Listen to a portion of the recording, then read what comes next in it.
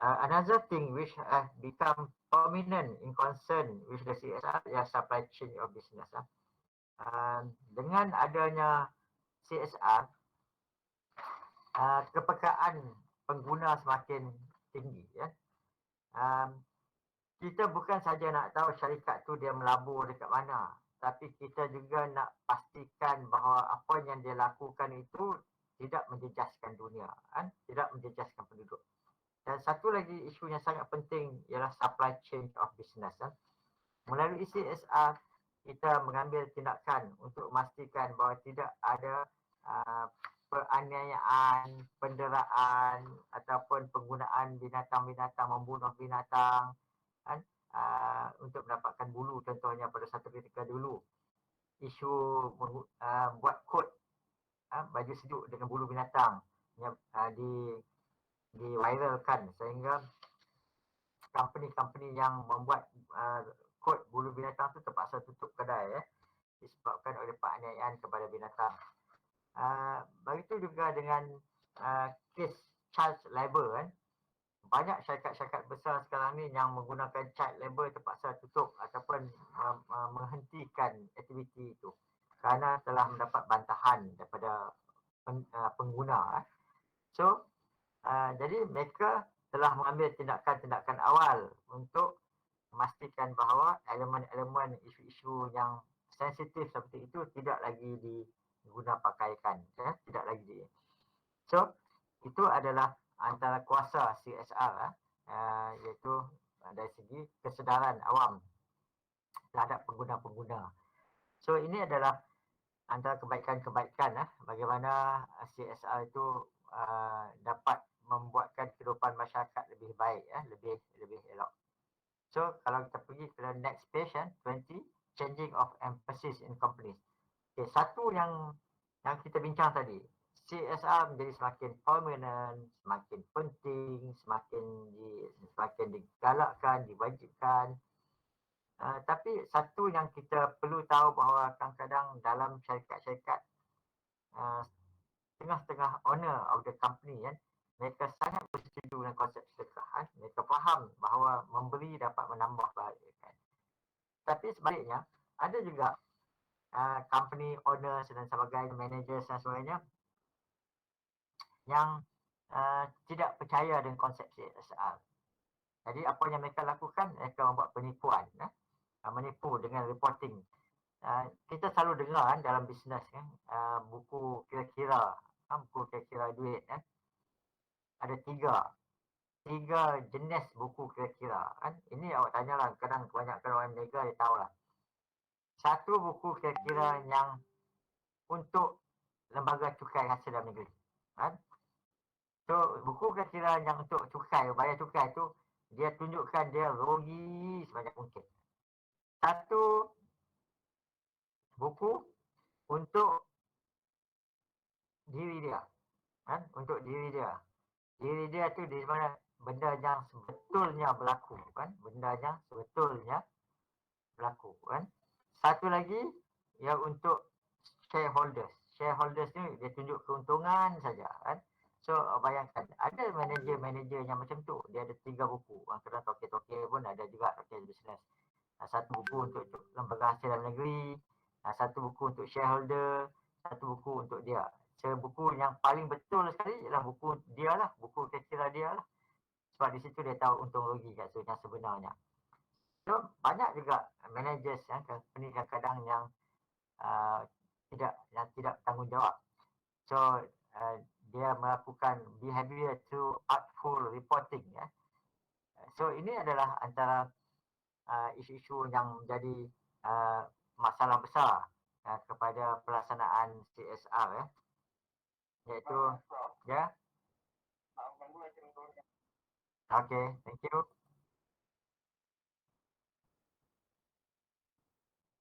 Okay. So, ini changing emphasis of companies ni kadang-kadang melibatkan perubahan polisi, perubahan dasar, kadang melibatkan perubahan pimpinan. Contohnya dulu bapa dia melakukan CSR, tapi sampai pada anak dia stop elemen-elemen CSR itu. So, ini adalah perubahan-perubahan yang berlaku dalam companies yang perlu kita ambil perhatian ya. So apa yang kita perlu lakukan sekarang ni ialah mungkin elemen-elemen penguasaan. Tapi kita harap besok kalau awak jadi manager, awak jadi owner of company, awak wujudkan kesedaran ataupun beri keutamaan kepada CSR. Kerana dari segi konsepnya, prinsipnya, CSR tu untuk awak, CSR tu untuk reputasi company, CSR tu boleh mendatangkan keuntungan yang lebih, CSR tu boleh mendatangkan keberkatan. Itu yang kita kena percaya. By giving, we not losing, but we getting more. So itu yang kita kena percaya kat situ. Walaupun kita orang Islam ke, bukan Islam ke, bila kita memberi, kita tidak mengurangkan perbelanjaan atau pendapatan kita, tapi sebenarnya kita menambah. So ada keberkatan dekat situ. So jadi bila kita kalau awak tengok dekat sini 2.32 kita mesti recognize bahawa CSR tu ialah satu yang mendatangkan kebaikan kepada manusia, mendatangkan kebaikan kepada penduduk dunia. So there is a general agreement that CSR is about a company concern for such things as community involvement, social responsible product and processing, concern for the environment and socially responsibility employee relation. So ini yang kita kena yakin, kita kena percaya bahawa dia adalah satu yang baik untuk the company. So issue of socially responsible behavior are not cost new example. Ini memang dalam kajian-kajian tentang CSR banyak bukti-bukti yang menunjukkan bahawa terdapat elemen-elemen penipuan, bahawa mereka sebenarnya mereka tak yakin, mereka tak percaya bahawa CSR itu sesuatu yang baik untuk mereka. Satu CSR itu satu yang boleh mendatangkan keberkatan, sesuatu yang boleh mendatangkan keuntungan yang berlipat ganda. Nampaknya mereka belum yakin dengan elemen itu. Dan kalau kita sebagai orang Islam, kita kena yakin sepenuh-penuhnya kerana itu adalah apa yang disampaikan oleh Tuhan, bukan disampaikan oleh manusia. Tuhan dah cakap bahawa sekiranya kamu memberi, kamu akan diberi lebih, kan? So itu adalah apa yang diucapkan oleh Tuhan. Jadi kita sebagai Islam ataupun sebagai managers atau owner of the company, kita mesti percaya itu. Kalau kita go to 2.4, environmental issues and their effect on implication. So kenapa CSR dia semakin penting?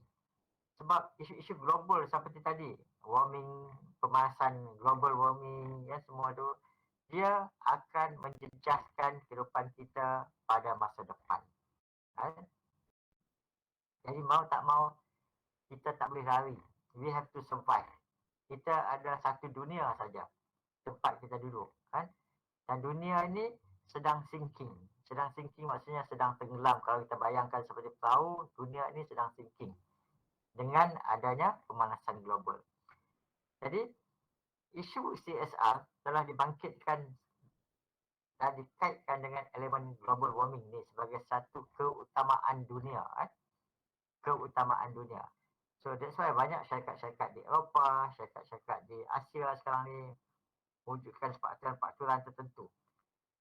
Peraturan yang mengurangkan bahan-bahan kimia tertentu yang menipiskan ozon, iaitu yang menebat cahaya matahari direct kepada bumi. Itu adalah antara polisi dasar-dasar yang dilakukan.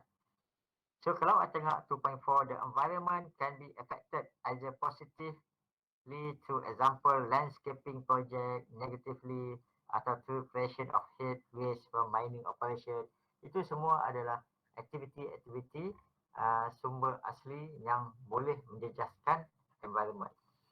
So not only pemanasan global, tapi sekarang kita ada pencemaran air, kita ada pencemaran bunyi, kita ada pencemaran udara, kita ada ketidakcukupan tanah untuk bercocok tanam. Banyak ikan di laut yang mati disebabkan oleh menelan plastik. So itu semua adalah isu-isu global yang memberi kesan kepada kehidupan kita seluruhnya pada masa depan. So konsep yang tadi kita pinjam daripada generasi akan datang tu mungkin tidak dapat direalisasikan. Sebab kita akan memberi kesan yang buruk kepada environment, generasi akan datang tidak dapat menikmati dia. So kalau kita lihat dari segi aktiviti-aktiviti ekonomi yang menjejaskan, contohnya penggunaan plastik, sebab tu kita di Selangor dulu telah dikuatkuasakan tidak ada lagi plastik. Straw, penggunaan straw, itu juga plastik. Apatah lagi plastik-plastik sampah dan sebagainya itu dikatakan bahawa dia akan mereput. Plastik tu hanya boleh reput dalam masa 400 tahun. Bayangkan 400 tahun baru dia boleh reput, boleh hancur dan sebagainya. So itu akan memberi kesan yang sangat buruk kepada kehidupan laut. So pembuangan bahan-bahan kimia secara tidak terancang, teratur dan bersifat jenayah yang kadang dia buang dalam laut, buang dalam sungai sehingga menjejaskan keseluruhan ekosistem sungai, ekosistem laut.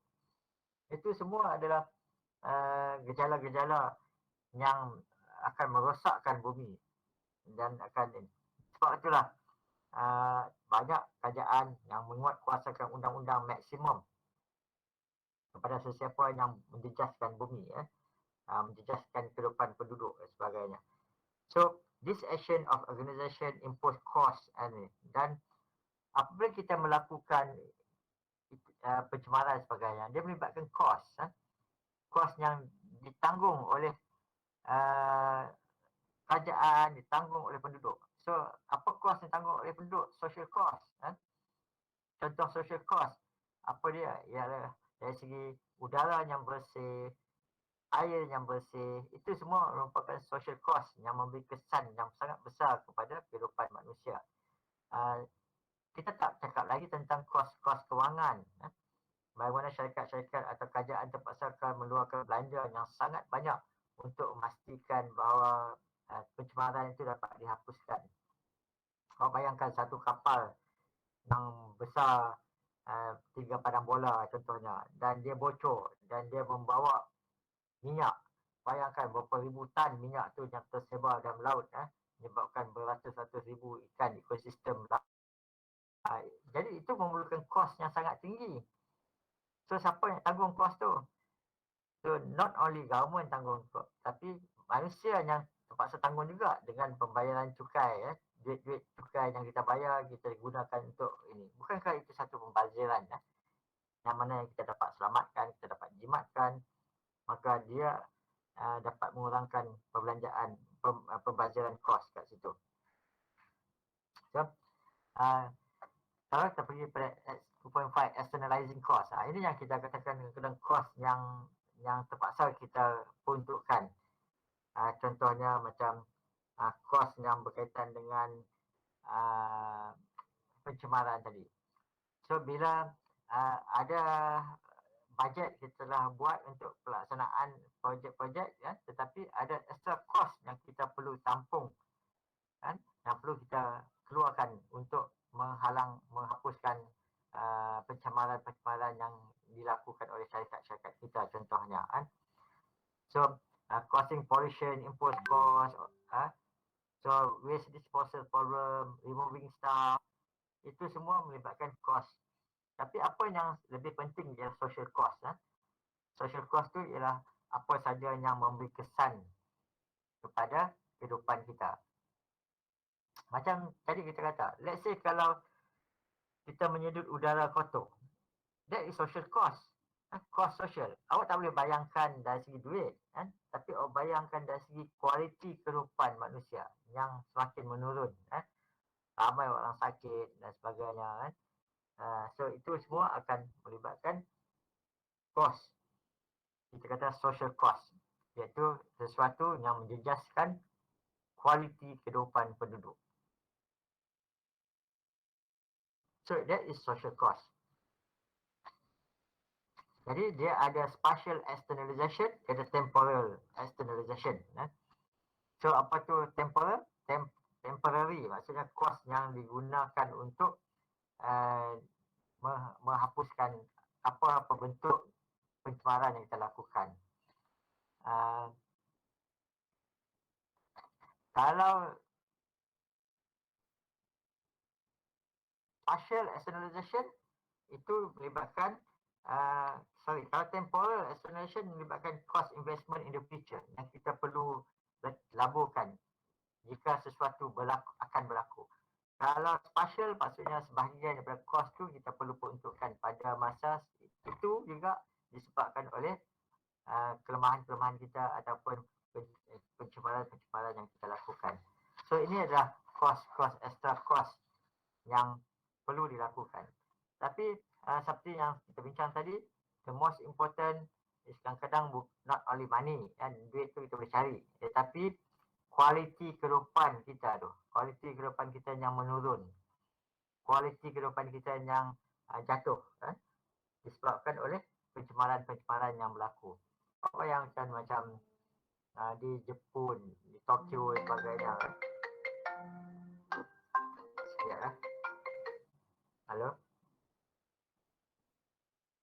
Ya. Ya.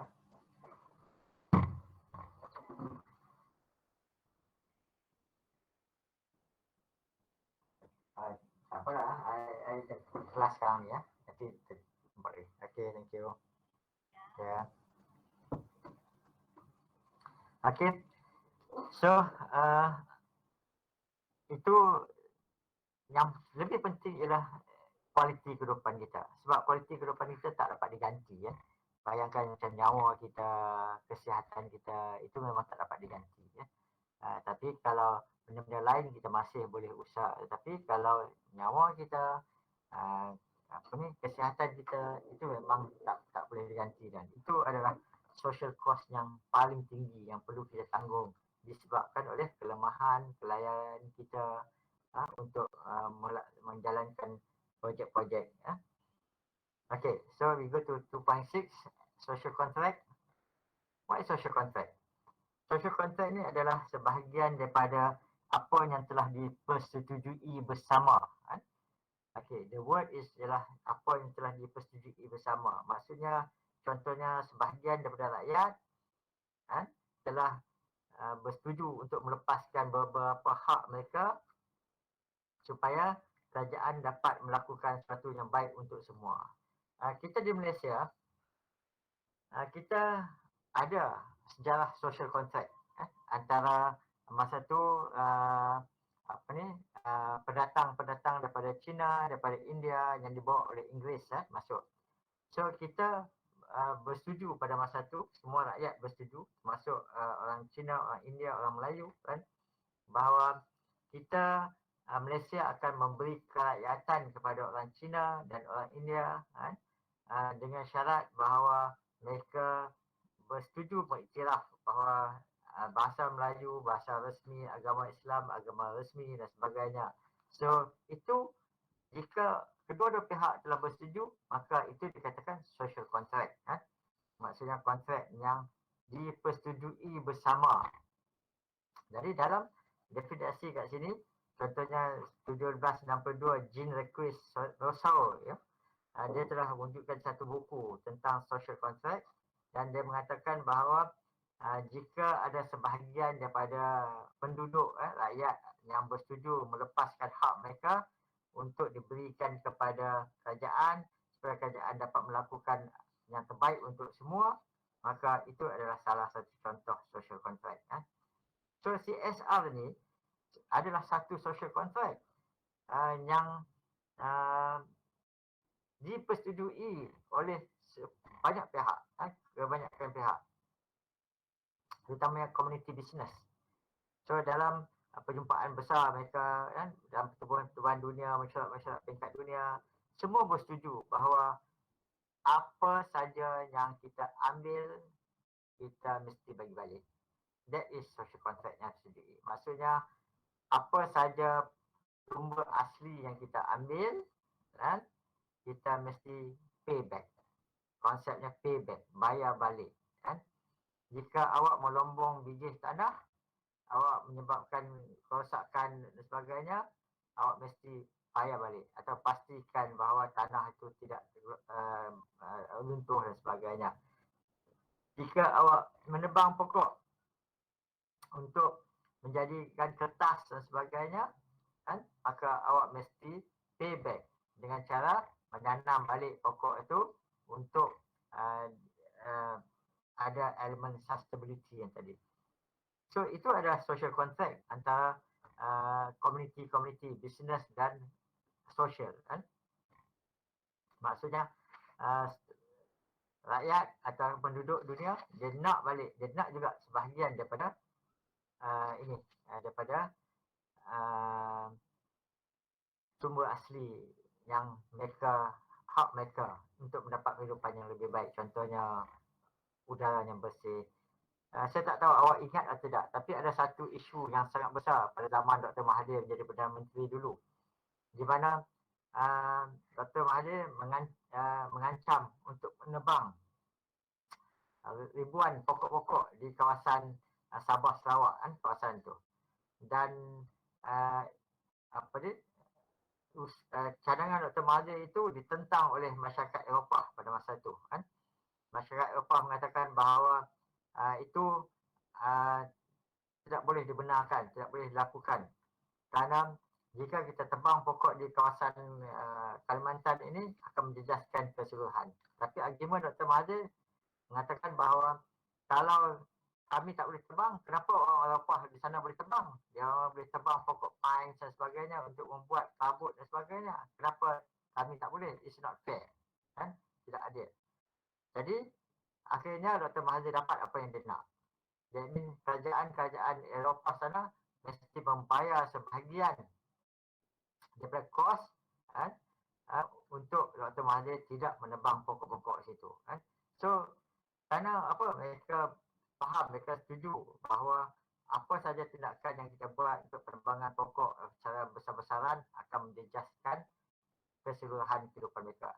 So it's lebih adil jika mereka boleh tebang pokok, kenapa kita tak boleh tebang pokok, kan. So itu argument yang Dr. Mahathir lakukan. It's a very interesting fenomena pada masa itu. Bagaimana argument Dr. Mahathir ni memang is very good, sangat bagus dalam argument dengan pemimpin-pemimpin Eropah dan sebagainya. So selalu dia dapat apa yang dia nak lah, kan.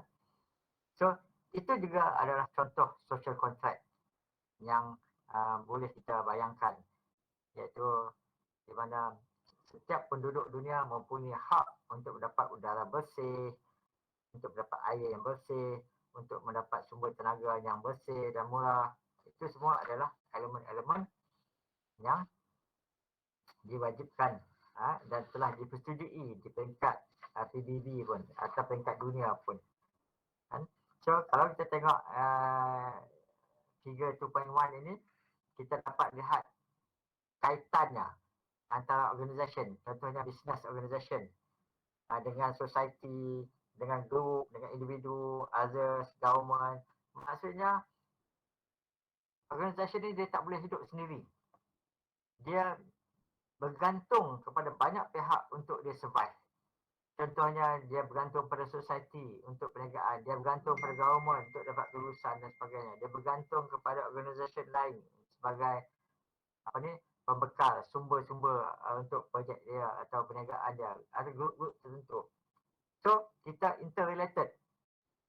Jadi apa saja yang syarikat tu melakukan dan sebagainya, dia sangat berkaitan dengan kita, kan. Jadi sebab itulah dikatakan that is merupakan satu elemen social contract yang mengikat antara syarikat, bisnes dengan masyarakat atau dengan society atau dengan individu atau grup-grup tertentu, NGO dan sebagainya, ataupun organisasi-organisasi yang lain. So kita saling berkaitan satu sama lain. Apa saja yang syarikat itu lakukan, dia akan beri kesan kepada semua pihak atau banyak pihak sehingga menjejaskan kualiti kehidupan kita. Sebab itulah konsep payback itu, konsep bayar balik itu diberi keutamaan dan sekarang ini dikuat-kuasakan undang-undang. Cuma kalau dalam konteks CSR, seperti yang kita bincang dulu, di Malaysia kita masih menggalakkan atau memberi insentif-insentif tertentu. Contohnya kalau mereka membuat CSR, kita buat potongan cukai dan sebagainya. Tapi setengah-setengah negara seperti Indonesia dan sebagainya, mereka mewajibkan. Tidak melakukan CSR adalah satu kesalahan dari segi undang-undang. So, mungkin mereka ada pengalaman yang berbeza daripada kita. Banyak sana owner ataupun manager yang lari daripada membuat CSR. Jadi sebab tu mungkin mereka menguat pasalkan undang-undang untuk memaksa atau mewajibkan setiap company melakukan CSR. Tapi interestingly, ada seorang student saya dekat Sumatera, dia membuat kajian PhD tentang CSR. Dan daripada kajian dia mengatakan bahawa hampir 20% sahaja, 20%, the most 25% yang melakukan CSR.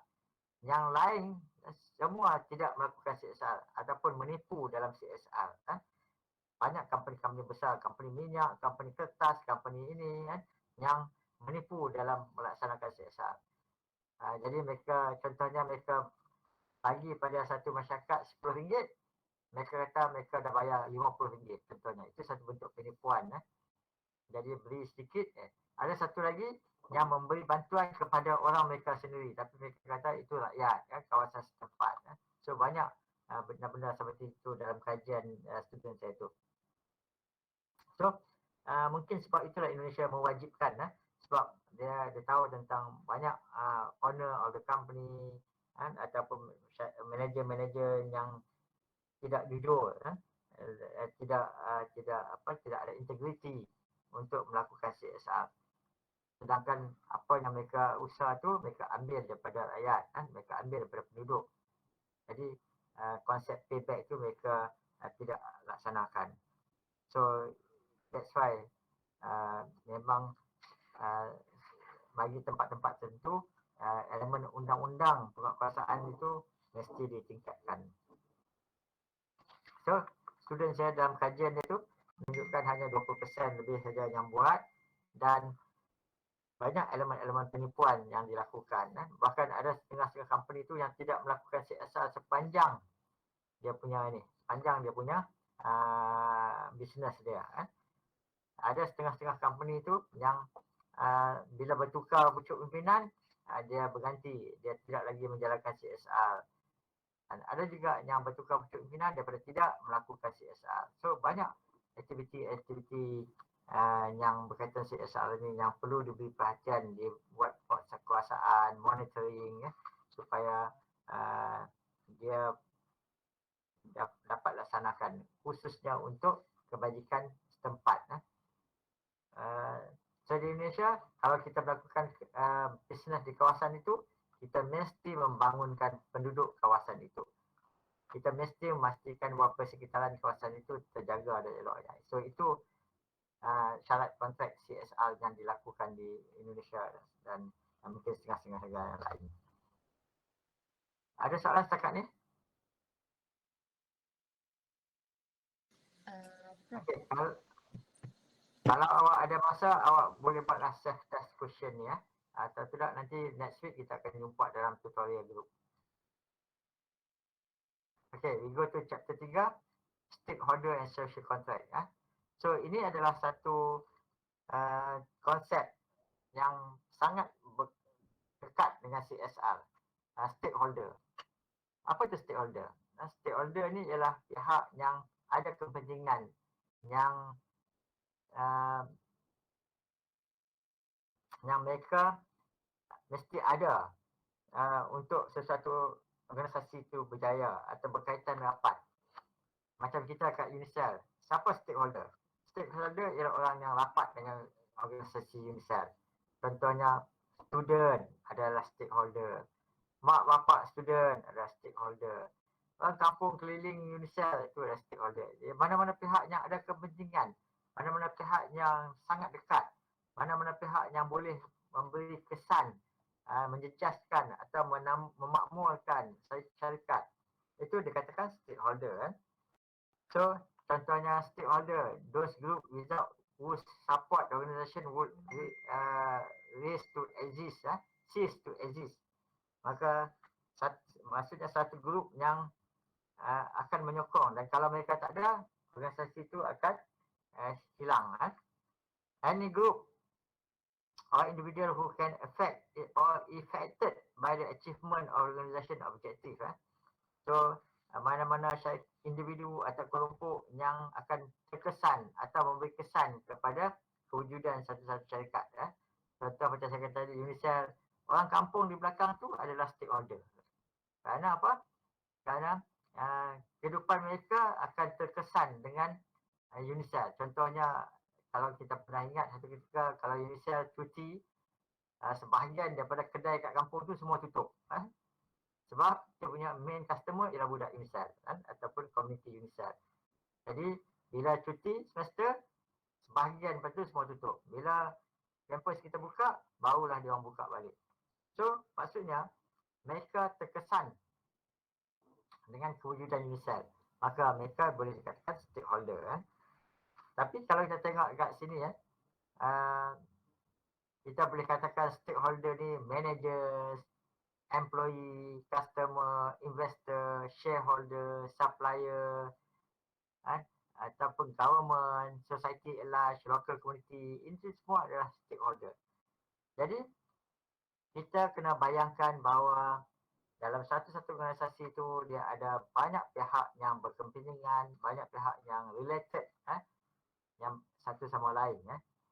So kalau kita lihat dari segi kenapa kita kata dia berkaitan. Many people consider that the only people can be stakeholder is to an organization. Some people extend this and say the environment can be affected. Okay. So setengah orang mengatakan bahawa stakeholder tu manusia saja. Tapi ada setengah saintis yang lain mengatakan stakeholder juga termasuk persekitaran, juga termasuk dari segi proses, market, pasaran, product storage, ataupun maybe sungai, air, ataupun persekitaran sekelilingnya, gunung, ganang, ataupun tasik, basically ekologi sistem, itu semua dikatakan stakeholder. Kerana mereka juga boleh terjejas atau terkesan atau memberi kesan kepada awak ingat tak satu ketika dulu kat hostel kita ada kebocoran pipe sehingga menjejaskan sungai di belakang tu, di mana air najis kita masuk ke sungai. So maksudnya sungai di belakang tu akan juga terjejas disebabkan oleh kewujudan kita, pelajar-pelajar hostel, di mana najis mereka sebahagian itu masuk ke sungai. So sungai juga dikatakan stakeholder. Tasik keliling kita adalah stakeholder, hutan-hutan, binatang-binatang yang ada sekeliling kita itu adalah stakeholder juga. Itu pihak-pihak yang terkesan ataupun boleh memberi kesan kepada kita. So secara ringkasnya kita kata environment adalah stakeholder. Future, masa depan juga adalah stakeholder. So itu adalah antara definisi yang lebih radikal, di mana future juga dia masukkan sebagai stakeholder, iaitu pihak yang boleh berkepentingan atau pihak yang boleh kesan atau memberi kesan kepada kewujudan sebuah itu. Contohnya macam mana future itu memberi kesan. Bayangkan macam ni lah, syarikat tu dia menggunakan mesin-mesin tertentu, dan satu ketika mesin tu akan correct, mesin tu akan implisit, tidak lagi dapat dilakukan. Maka dia memerlukan mesin-mesin baru, feature mesin-mesin yang berorientasikan masa depan. Maka itu dikatakan sebagai stakeholder, iaitu pembelian atau investment terhadap mesin-mesin yang baru, yang memberi kesan yang lebih baik. So jadi environment, future dikatakan stakeholder juga. Kenapa kita belajar tentang stakeholder ni? Because dia ada teori, teori stakeholder yang menunjukkan kaitan hubungan rapat dengan CSR. Multiple stakeholding ni termasuk juga apa kita katakan orang yang berkepentingan. Contohnya dia adalah pekerja Unicell. Dia juga adalah penduduk kampung kat belakang tu. Kan? So maksudnya dia multiple stakeholding. So contohnya pekerja Unicell, tapi penduduk kampung tu, ataupun dia student Unicell tapi bapa dia merupakan pekerja Unicell, maka itu kita kata multiple stakeholding. So multiple stakeholding ni ialah orang yang memberi kesan berganda kepada satu-satu organisasi itu. So classification of stakeholder ni dia ada internal, external. Internal maksudnya dia ada orang dalam, contohnya macam tadi dia ada pekerja, pada at the same time dia adalah penduduk kampung. Itu adalah internal. Maksudnya kalau internal tu ada pekerja-pekerja universiti, contohnya pekerja universiti, itu internal. Kalau eksternal tu adalah orang luar yang tidak bekerja dengan universiti. Maka itu kita kata stakeholder internal, stakeholder eksternal. Voluntary itu, kalau voluntary itu maksudnya seperti pekerja. Pekerja lepas tu dia boleh berhenti jadi bekerja di Unicell. Maka dia dikatakan boleh memilih, bebas untuk memilih sama ada nak menjadi stakeholder ataupun tidak. Involuntary itu maksudnya dia tak boleh pilih. Contohnya macam environment dan sebagainya, dia tak boleh pilih untuk menjadi sebahagian dari Indonesia atau tidak. Mereka akan kekal kat situ. Tapi kalau manusia tu, contohnya pekerja, dia boleh berhenti daripada Indonesia, dia boleh balik kampung dia, Kelantan ke, Terengganu ke mana ke. Kan? So dia boleh terkeluar daripada sistem stakeholder Indonesia. So itu maksudnya stakeholder voluntary ataupun involuntary. Internal ataupun external. Okay. So, stakeholder theory. Why stakeholder very important? Because stakeholder memberi kesan ataupun terkesan kepada organisasi.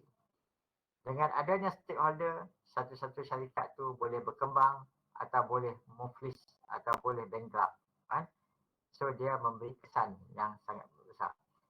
So, bayangkan kalau pekerja sabotaj ataupun kampung sabotaj ataupun berlaku apa-apa pencemaran alam semula jadi hingga menjejaskan, maka dengan sendirinya organisasi itu akan terkesan. So, stakeholder theory ni senang je. Dia mengatakan bahawa konsep dia sama seperti tadi. Kalau awak ambil, awak bayar. Kan? So, it is morally, ethically, and correct way to behave. Di mana bila awak mengambil, awak membayar balik. Bila awak mengambil, awak beri balik dan sebagainya. Kan? So, maksudnya awak memberi hubungan yang sangat rapat dengan itu. Apa saja yang awak lakukan, organisasi lakukan, dia akan beri kesan kepada stakeholder. Kan? Dia beri kesan pada stakeholder. Maksudnya orang sekeliling pekerja dan sebagainya. So itu merupakan satu pertanggungjawapan. Maksudnya company itu ada tanggungjawab terhadap stakeholder. Stakeholder juga ada tanggungjawab kepada organisasi itu. Kan? Contohnya bagaimana kesan-kesan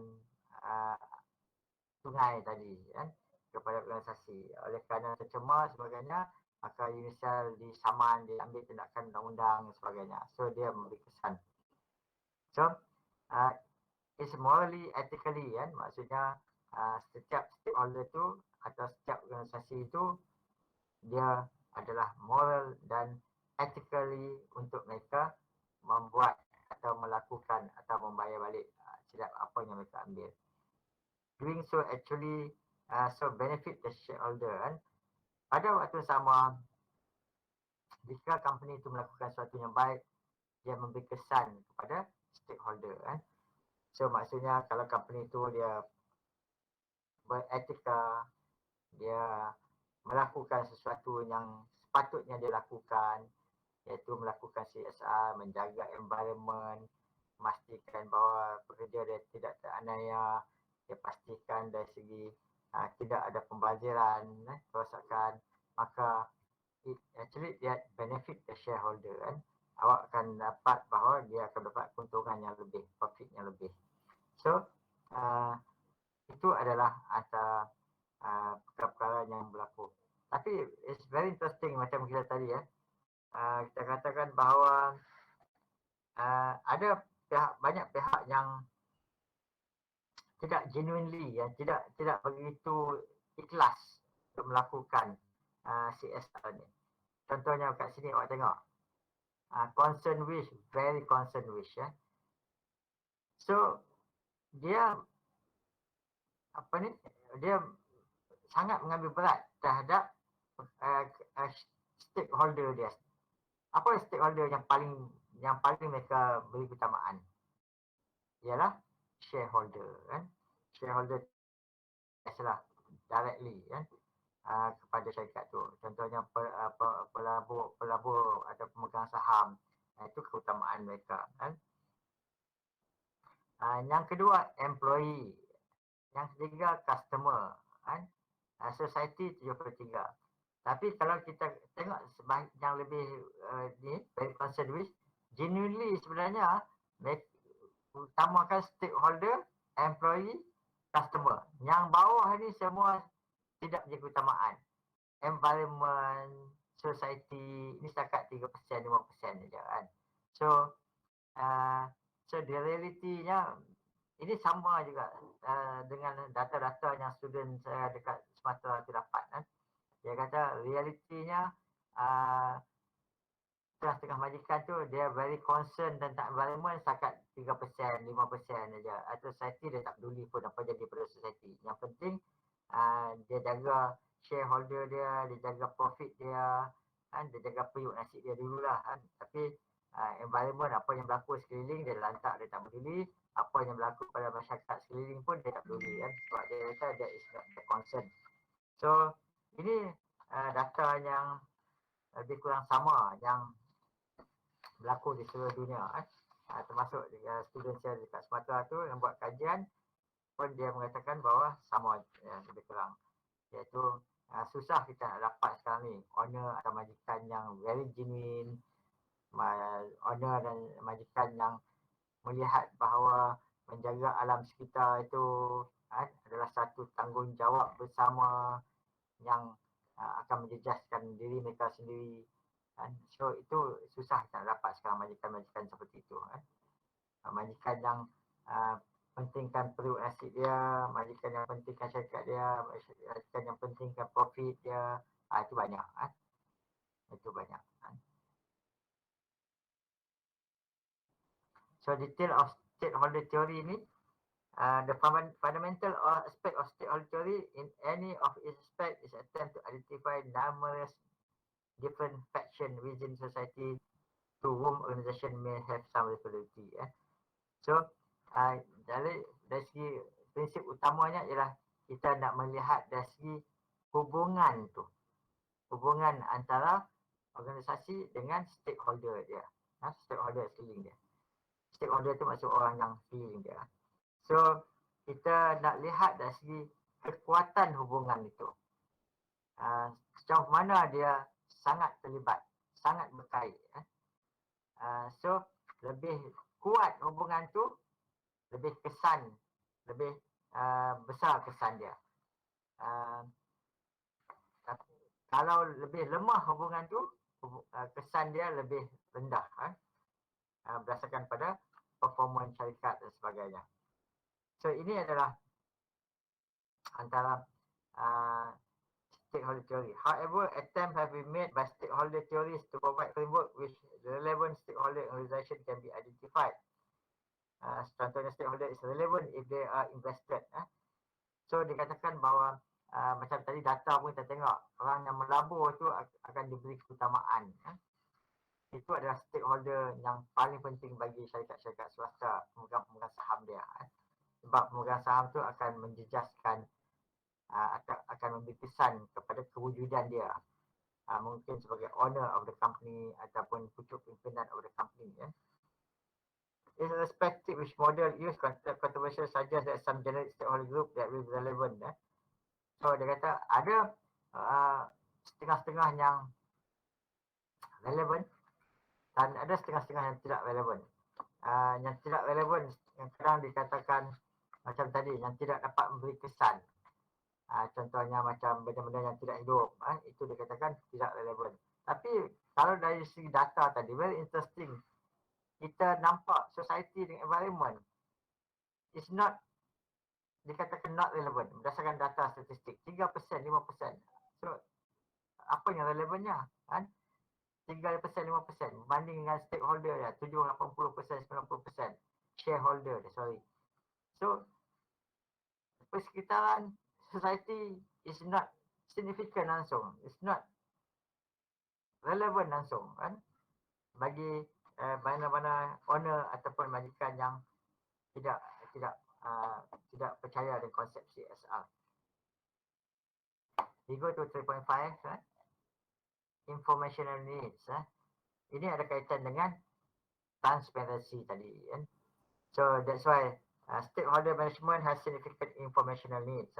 So oleh kerana awak sebagai stakeholder, awak mempunyai hak untuk mendapatkan sebanyak mungkin informasi, maklumat-maklumat yang berkaitan dengan organisasi itu. Because you are paying them. Awak melabur kat dia orang. Kan?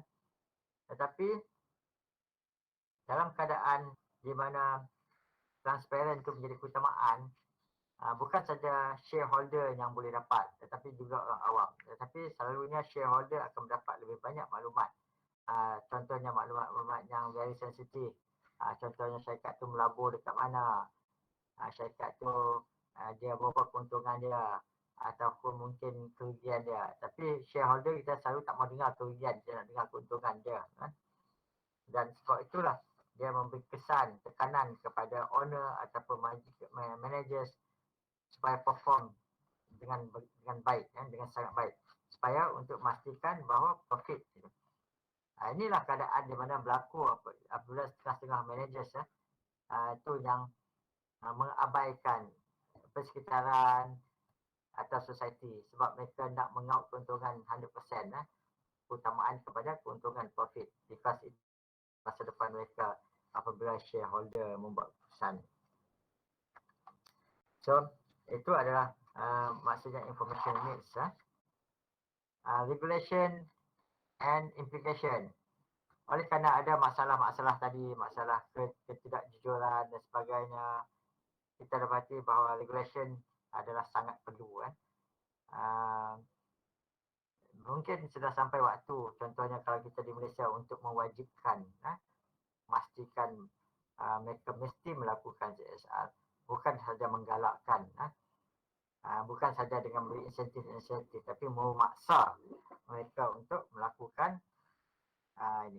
So kita ada banyak undang-undang yang memberi insentif pada siapa yang melakukan CSR, tapi tidak menghukum kepada mereka yang tidak melakukan CSR.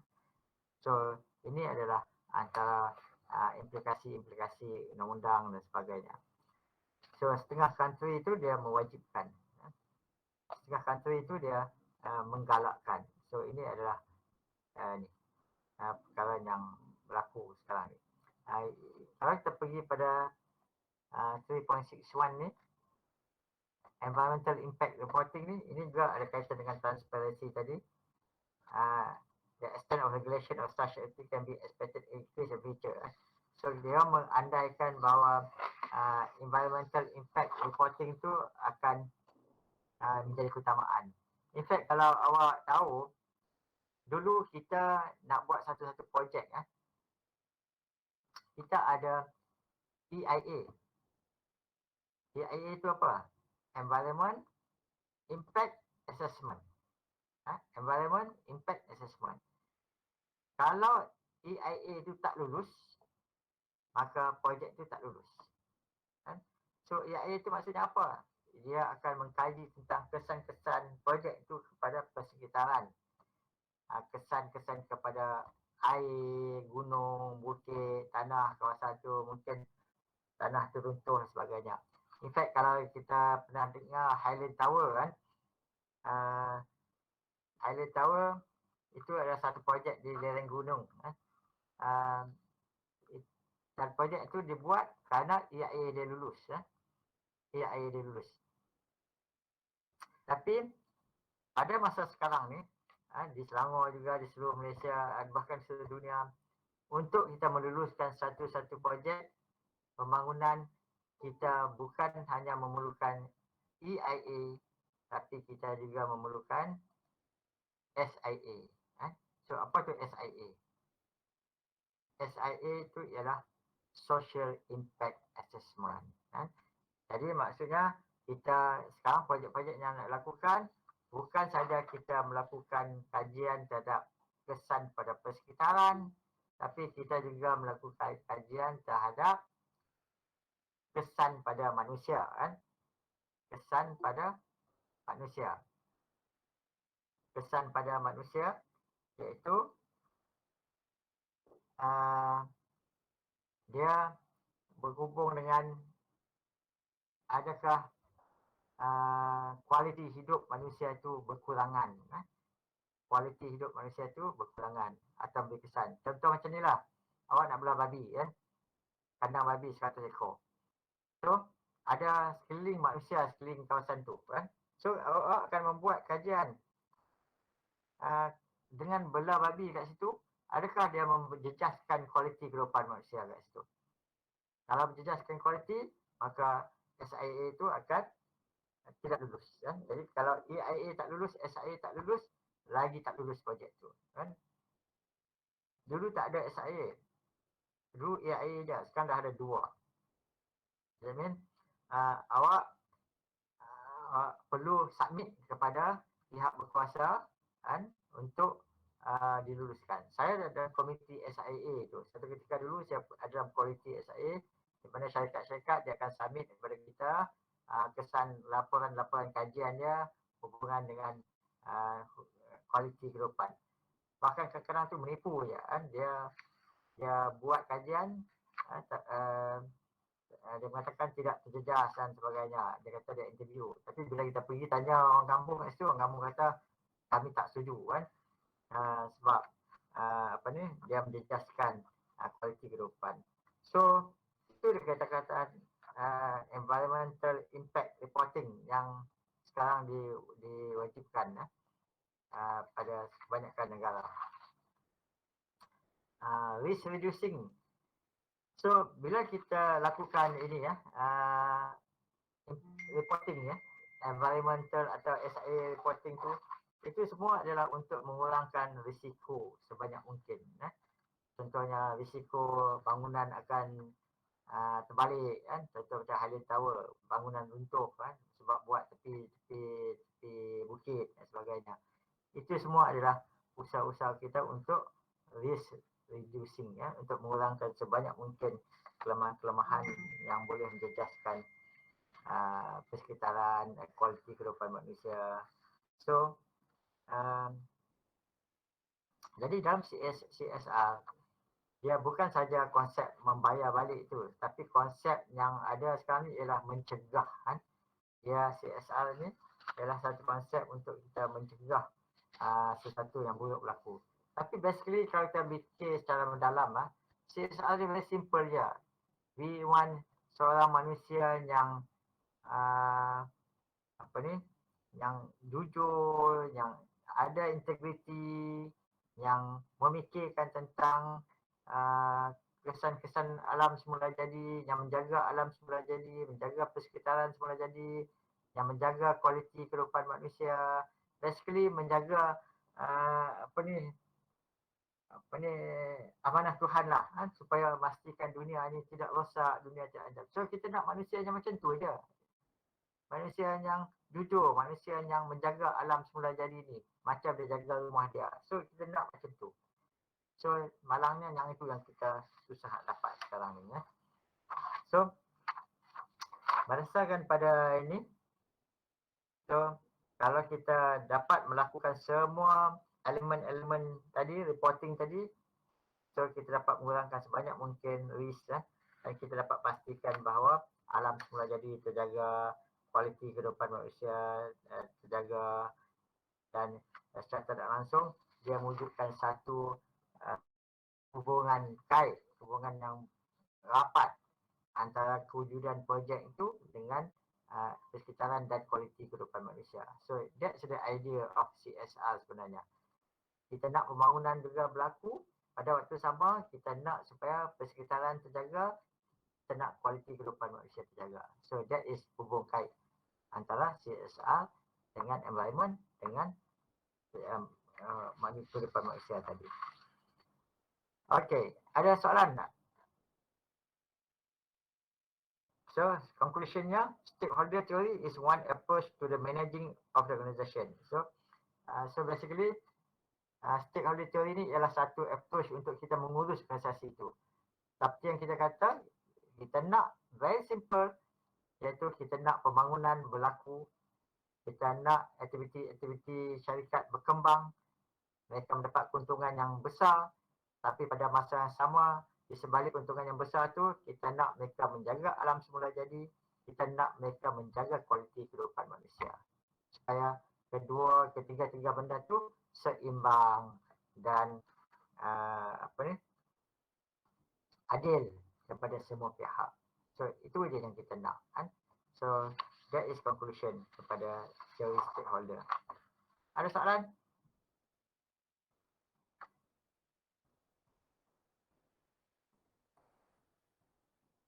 Ada soalan tak?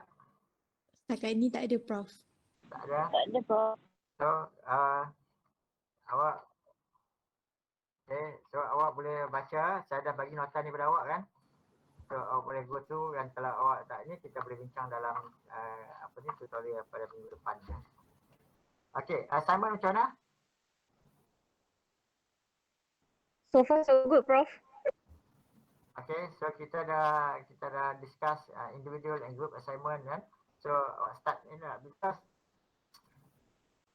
kalau ikut pengalaman kita dulu kan, sebenarnya pelajar-pelajar dia tak ada banyak masa kan. So awak kena plan supaya awak boleh siapkan setiap assignment, setiap subjek kan. So jangan tunggu last minute. Setengah orang dia honeymoon dulu, minggu pertama 3, 4 sampai minggu kelima tu honeymoon time kan. Honeymoon week. Lepas tu baru dia kelang kabut. Kelang kabut dia terabur lah. Jadi tadi meeting jabatan. Jadi kita tengok markah pelajar-pelajar. Saya tak tahu ni pelajar psikologi ke pelajar BFI ya. Tapi yang kita tengok ni markah psikologi. So banyak pelajar-pelajar kita yang dapat 3.5 ke atas. So I think that's good. Dan ada 2 orang yang dapat 4.0, 4 flat. Definitely first class honours dan sebagainya. Tapi ada juga 3-4 orang yang 2 point something dan sebagainya.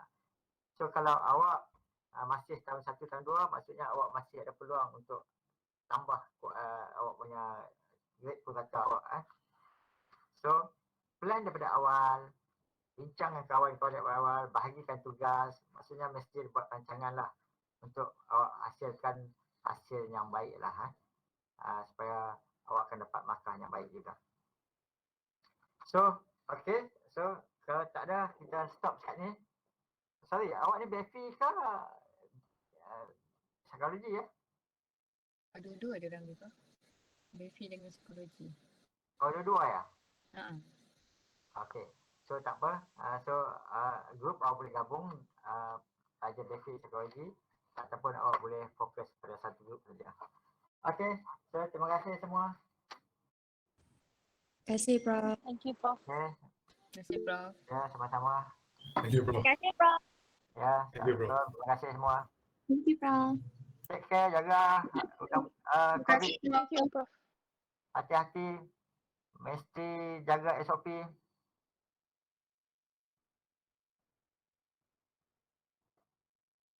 Alright, noted, Prof. Ya, bye.